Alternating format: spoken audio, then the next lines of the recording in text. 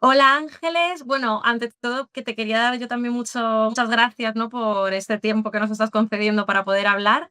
Y bueno, quería sobre todo empezar la entrevista preguntándote acerca de un poco de la idea de la Cueva 1900, ¿no? O sea, yo sé que, bueno, dentro de vuestro liderazgo hay una idea de expansión dentro del negocio, pero también con los pies en la tierra, ¿no? Por decirlo de algún modo, presentando siempre el negocio con valores como la honestidad, la cercanía o la eficiencia. Entonces, mi pregunta es, ¿cómo hacéis para que estos valores marquen un poco el rumbo de la marca? Bueno, pues básicamente apostando mucho por un liderazgo con estos valores, Ujú. que esta cultura organizacional que al final lo invade todo y que es la guía al final o el alma de una organización, pues permee en todos los niveles. Muy importante los liderazgos intermedios, no solamente el CEO de la compañía, en este caso yo, sino que esta cultura, estos valores estén impregnados en todos los niveles de la organización. Y los liderazgos intermedios son muy importantes.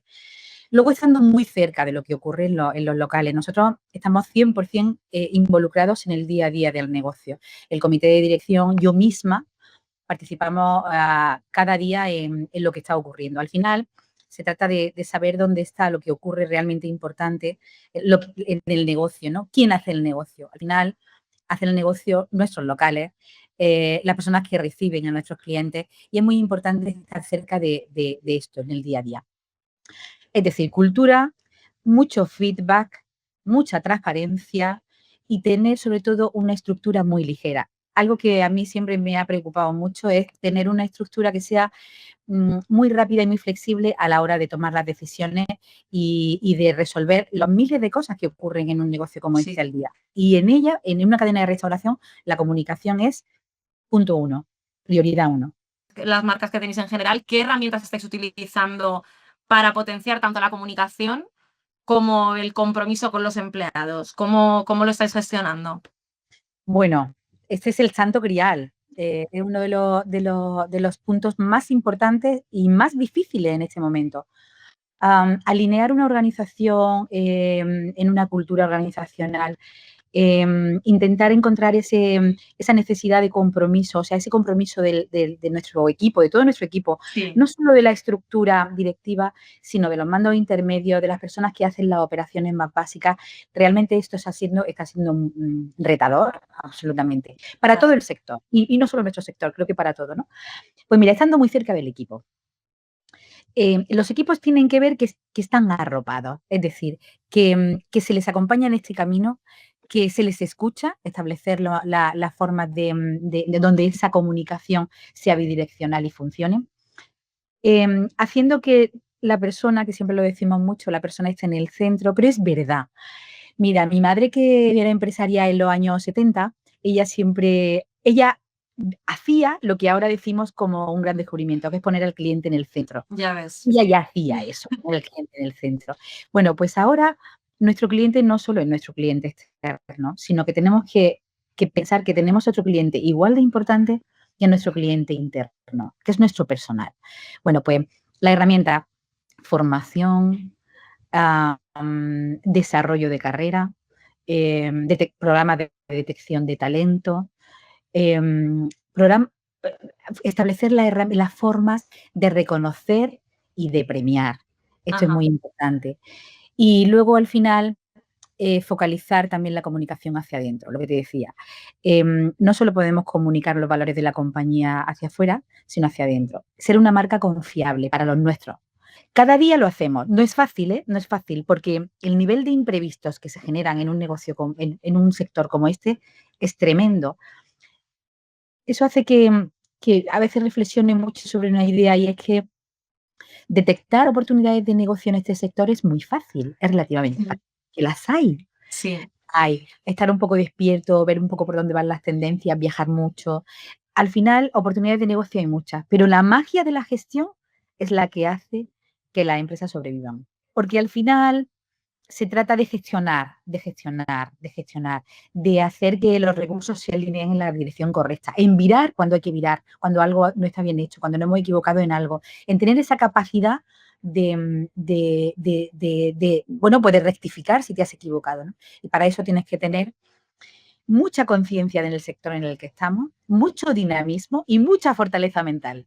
Y además has mencionado una cosa que tiene que ver con los imprevistos. O sea, efectivamente, dentro de la hostelería, entiendo que los negocios de hostelería, al igual que todos, pero hostelería es verdad que se ve muy afectada por todo, bueno, pues por mil factores externos a ti, pero también internos, imprevistos como por ejemplo el absentismo, que entiendo que es una de las cosas que más puede preocupar ahora a cualquier persona que esté gestionando un negocio de hostelería, o la rotación. No sé si te voy a hacer elegir o si quieres explicarme un poco cómo lleváis dentro de la cueva o dentro del resto de las marcas, tanto la una como la otra.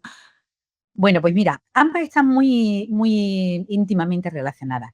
Total. Em, Quiero decirte que creo que estamos ante uno de los mayores problemas de este país, aunque no se hable de él, Mm. aunque es un problema silencioso que, bueno, pues que cierta gente lo vivimos cada día en mayor intensidad, pero es un problema que le afecta a toda la población porque es un problema muy importante desde el punto de vista económico. Es decir, que se haya incrementado el absentismo y sobre todo las bajas laborales por enfermedad en los últimos 5 años a 2 dígitos, bueno, a 2 dígitos, se ha incrementado enormemente. Es muy preocupante. Y es un problema muy complejo al que hay que ser muy serio y muy responsable para enfrentarte y para hablar de él. Yo lo conozco no solo como agente, con una plantilla pues más o menos relevante y que cada día lo sufre, sino como una persona que, bueno, tengo varios consejos asesores y uno de ellos es de una mutua española. Bueno, conozco los números y me preocupa mucho. ¿Por qué? Porque es un problema complejo, porque es un problema que tiene distintas aristas y para aproximarse a este problema tienes que conocer muy bien la complejidad. Ajá. Por un lado está el asunto de la ineficiencia del propio sistema de salud.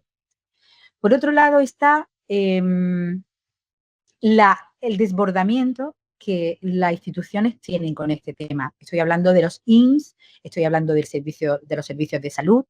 Por otro lado, hay un incremento importante de casos de salud mental que desde la pandemia, desde la pandemia hasta aquí se ha visto mucho más evidente, pero es una cosa que veníamos Sí, arrastrando.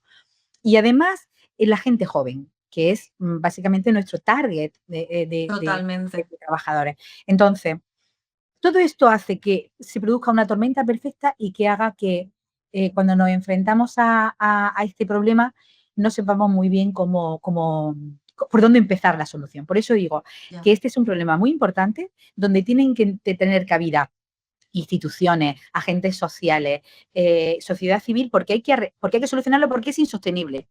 Es insostenible. Esto hace que se dificulte bueno, que se incremente la rotación de personal, que se fatiguen mucho las plantillas estables, los que se quedan, están muy fatigados porque Claro. al final un día abre la persiana y te faltan 3 personas porque una tiene ansiedad y el otro está enfermo y tú de un momento para otro tienes que reaccionar. Las empresas las cadenas de restauración organizadas lo tenemos más fácil porque tenemos más personal que podemos ir moviendo, pero lo que son la hostelería independiente está siendo muy complejo. Por tanto, Mm. desde aquí pido un acto de gran responsabilidad por parte de la administración pública, por parte de nosotros, de las asociaciones, de los agentes sociales, para realmente hacer un plan de acción para intentar minimizar o disminuir este gran problema que está siendo muy relevante. O sea, dentro del el problema que hablo de la cueva concretamente, ¿eh? Del problema que tenéis de rotación o de absentismo, gran parte está relacionado con la salud mental.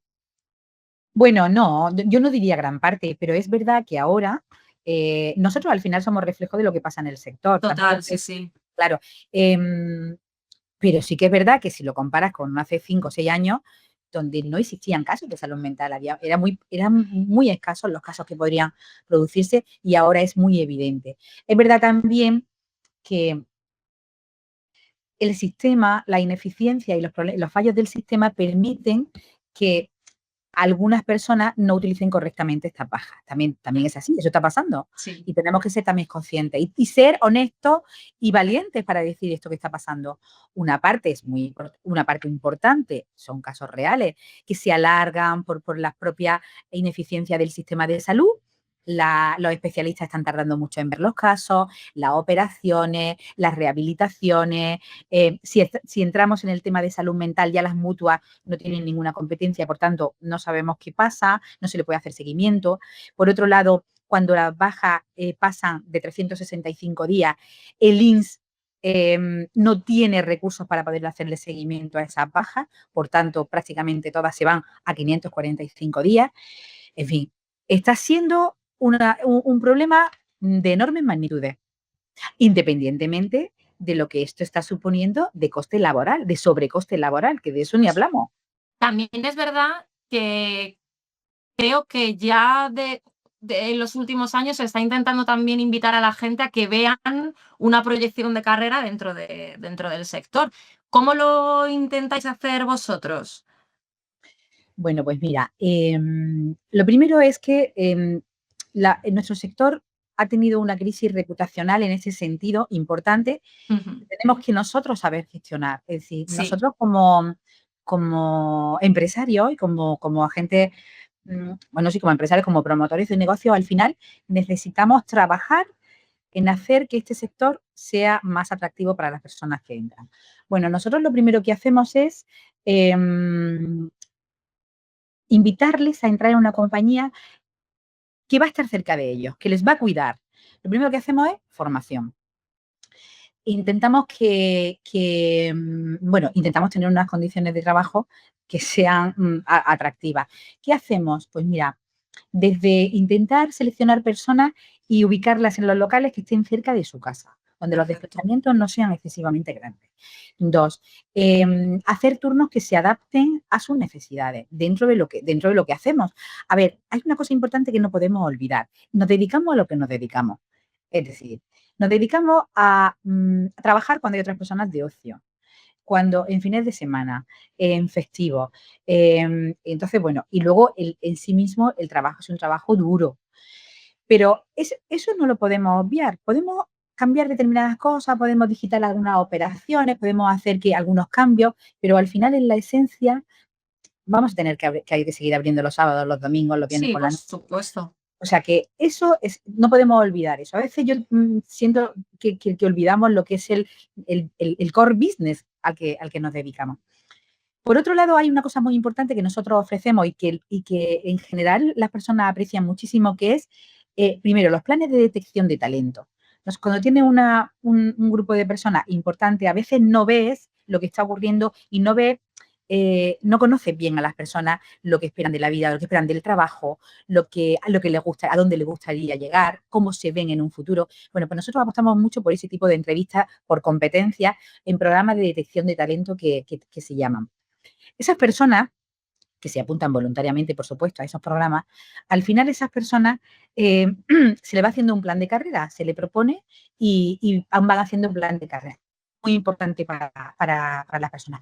Formación, planes de incentivos, muy importante. Incentivos bastante globales que van desde calidad de servicio, cumplimiento de presupuestos, reputación online, ¿qué más? Bueno, pues hay una serie de parámetros que medimos y esos incentivos son muy valorados por los trabajadores.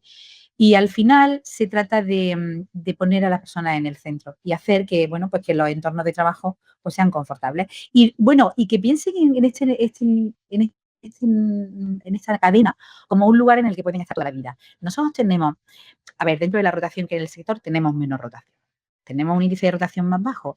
Y luego tenemos carreras muy largas.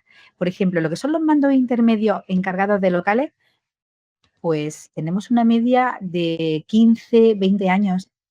Eso dice mucho. Eso significa, pues bueno, pues que al final pues la gente está bien, está a gusto, está confortable. Dentro de lo que es el sector, porque evidentemente tú misma lo has dicho, al final la hostelería funciona, o sea, tú estás trabajando en un sector, en un horario en el que otras personas están disfrutando, por decirlo de algún modo. Trabajas tardes, noches, fines de semana, festivos, en fin. Dentro de esto, de la idiosincrasia, ¿no? de los horarios, ¿cómo intentáis que haya cierta conciliación en según qué situaciones?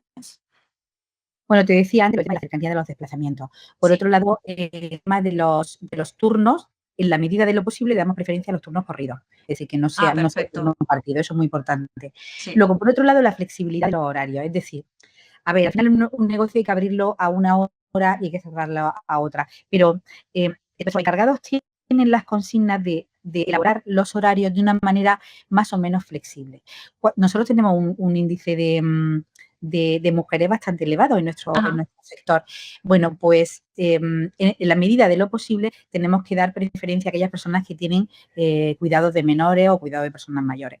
En fin, al final se trata de darle un poco de sentido común a esto, de Total. hacer que aquellas personas que tienen unas necesidades especiales tengan respuesta a sus necesidades y ya está. Al final, ¿de qué se trata? De que la gente se quede, de que se quede, de que esté contenta, de que esté feliz, de que esa felicidad o esa confortabilidad que tiene en su trabajo la transmita al cliente, que Ujú. tengamos equipos estables, que, en fin, al final se trata de encontrar ese punto de equilibrio sin olvidar que nos dedicamos a lo que nos dedicamos. Sí, bueno, al final iba un poco por ahí la pregunta, ¿no? Que dentro de la dificultad que supone, pues ver un poco cómo lo intentabais gestionar, ¿no? Y a raíz de esto, entiendo que con todas estas medidas podéis lograr que tengáis embajadores de marca dentro de casa, ¿no? Pues los tenemos, y eso sí que para nosotros es un índice de éxito, ¿no? El éxito de un negocio que tiene ya, bueno, pues 22 años de vida en la hostelería. Luego nosotros como cárnicos llevamos 55 años. Ajá. Pues es eso, pues que la rotación sea pequeña, que la gente se quede, que cuando haces, bueno, pues cuando abres una oferta de selección, alguien te venga y te diga, no, es que me han recomendado porque sé que se trabaja muy bien aquí. Entonces, todo eso es fundamental.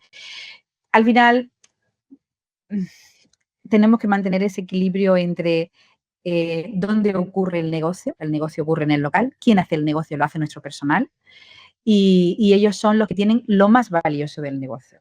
Por tanto, tenemos que hacer que algo que en un momento dado pueda ser una debilidad se convierta en una fortaleza. La hostelería ha cambiado muchísimo, bueno, tú desde luego lo sabrás mejor que yo, como empresaria del sector. En los últimos años, si hacemos una comparativa, el sector ha cambiado bastante, ¿no? Tanto en la forma de trabajar como en el coste de producto, costes de personal. ¿Cómo estáis intentando gestionar, o mejor dicho, cómo se está viendo afectado el sector o un negocio como el vuestro con estos nuevos modelos de rentabilidad? ¿Cómo lo estáis intentando gestionar? Bueno, pues es verdad que de 5 años acá ha habido una catarsis importante en este Sí, sector. sí. Bueno, en muchos sectores, pero en este especialmente. Bueno, efectivamente, los modelos de rentabilidad se han visto en cierta manera perjudicados por muchas razones. Bueno, primero, llevamos desde pandemia, luego la guerra de Ucrania, luego todos los incidentes geopolíticos que se están produciendo, afecta al final. La globalización hace que nos afecte cualquier cosa que ocurre en una punta del planeta, nos afecte. Es decir, ha habido una inflación de materias primas muy importante, algunos precios han bajado, pero la mayoría se han quedado en ese nivel. La hostelería ha repercutido una parte de esa subida, pero no toda, no toda. Y por lo tanto, la rentabilidad bruta, en cierta manera, se ha visto afectada. Y luego, los dos grandes gastos de nuestra cuenta de resultados, una es el personal, la fuerza humana, Ujú. sin duda, por esto que hemos comentado, el absentismo, las bajas laborales, la alta rotación, está haciendo que los costes laborales se han elevado mucho. Y por otro lado, pues la propia inflación ha llevado a que todas las rentas, todos los alquileres de los locales se hayan visto Claro. también incrementados en eso. Por tanto, al final, los modelos de rentabilidad están cambiando y tenemos que ser muy conscientes de ello. ¿Cómo podemos abordar, digo, cómo podemos hacer o revertir esta situación? La única manera que yo conozco para poder hacer esto es ser cada día más eficientes en las operaciones, más eficiente bueno, pues en los gastos que tenemos. No significa reducir, sino ser eficiente. La digitalización nos ayuda mucho a hacer eso. Y luego, sobre todo, a centrarnos en lo que sabemos hacer. Yo siempre digo, tenemos que ser a mí me gusta pensar que somos una cadena que dentro de que pilota sobre la tradición, pero que es innovadora, pero una innovación responsable. Es decir, nosotros proponemos hacer las cosas de una forma diferente, pero sin perder nuestro alma, sin perder el alma, el relato de la marca, ¿no? Lo que somos, nuestra identidad. Pues eso nos preocupa mucho porque al final siempre tenemos muchas tentaciones de hacer cosas diferentes, pero tenemos que centrarnos en lo que sabemos hacer y ser cada día más eficientes en lo que sabemos hacer. No, y efectivamente, una cosa que has dicho que está muy bien es mantenerte un poco fiel a quienes Sí, sois, porque, bueno, es que lo has dicho tal cual, hay tantas cosas nuevas para hacer dentro del sector, bien sea, pues oye, con proveedores tecnológicos o con, no sé, millones de cosas que podéis hacer, pero que luego en realidad dices, bueno, igual no tenemos que hacer todas porque a lo mejor no vamos de la mano con ellas. Es que esto también es importante saber verlo. sí, a ver, es importante el alma de la marca, muy importante. Yo creo que nosotros nos convertimos en salvaguardas de esto, ¿no? De hacer que no confundamos al consumidor, de que el posicionamiento de la marca sea el que tiene que tener. A veces también erramos en la forma de comunicar, porque también ha cambiado todo, también hemos cambiado la forma de comunicar, ¿no? Claro. Pero es importante que los valores que cimentan la marca sean los que transmitimos. A veces no es fácil o no lo hacemos bien o el consumidor no lo entiende así. Por tanto, hemos de pivotar sobre lo que sabemos hacer, sobre lo que hacemos bien y hacerlo cada vez más eficientemente. Para eso tenemos un montón de herramientas que antes no teníamos. Vamos a utilizarlas. Pues me parece un argumento muy, muy bueno, desde luego que sí. Y ahora ya para terminar, te voy a hacer una pregunta que quizás es un poco más difícil porque también es un poco más ambigua y más genérica, pero bueno, si te pones a mirar a medio largo plazo, de aquí a unos 5 años aproximadamente, ¿cómo te gustaría ver a la Cueva 1900 o, digo más, al resto de las marcas que estáis teniendo ahora? ¿Cuáles son los puntos que te gustaría realmente que resaltasen? Bueno, pues me gustaría, creo que lo hemos comentado al hilo de la conversación, me gustaría que se nos percibiera como una marca muy viva, donde Ujú. ocurren muchas cosas, porque es verdad, ocurren cada día muchas cosas, que lo que transmitimos es ilusión, porque realmente yo tengo un equipo maravilloso, con una ilusión increíble, cada día proponiendo cosas nuevas. Bueno, pues que se vea esa ilusión que tenemos, que se transmita al consumidor, que seamos percibidos como una marca innovadora, responsable y confiable. Vamos, que al final son los valores con los que arrancamos la conversación, ¿no? Sí. Que eso siga siendo nuestra identidad y que el consumidor la perciba como tal. Nosotros tenemos una misión cuando, ¿no? Cuando uno piensa, ¿cuál es la misión de nuestro negocio? ¿No? Pues tenemos una misión que es rescatar toda esa tradición gastronómica, rescatarla, revestirla de nuevas propuestas, de nuevos formatos, de nuevas maneras de consumirlo, pero que esa autenticidad y esa tradición esté presente. Y nos encanta porque forma parte de nuestro gama de productos más importante, embutidos que Sí. nacen hace décadas, que ya lo consumían mis bisabuelos. Bueno, pues eso lo proponemos en nuestros negocios y resulta que le gusta a todo el mundo, a los niños, a la gente joven, a la gente mayor. Entonces, eso que teníamos nosotros idealizado en nuestra infancia, todo ese embutido, nosotros tenemos la responsabilidad de rescatarlo y de proponerlo a las nuevas generaciones. Pues muchas gracias, Ángeles, por esta conversación. La verdad que creo que has abierto varias patas, ya no dentro de la propia marca, sino del sector. O sea que creo que ha sido una conversación muy bonita y muy interesante. Muchas gracias. Bueno, muchísimas gracias a vos por darme la oportunidad de desnudarme en esta conversación y hablaros de las cosas que son realmente importantes, ¿no? Y de las cosas que suceden, que a veces no se ven, pero que suceden en el interior de las Sí. compañías.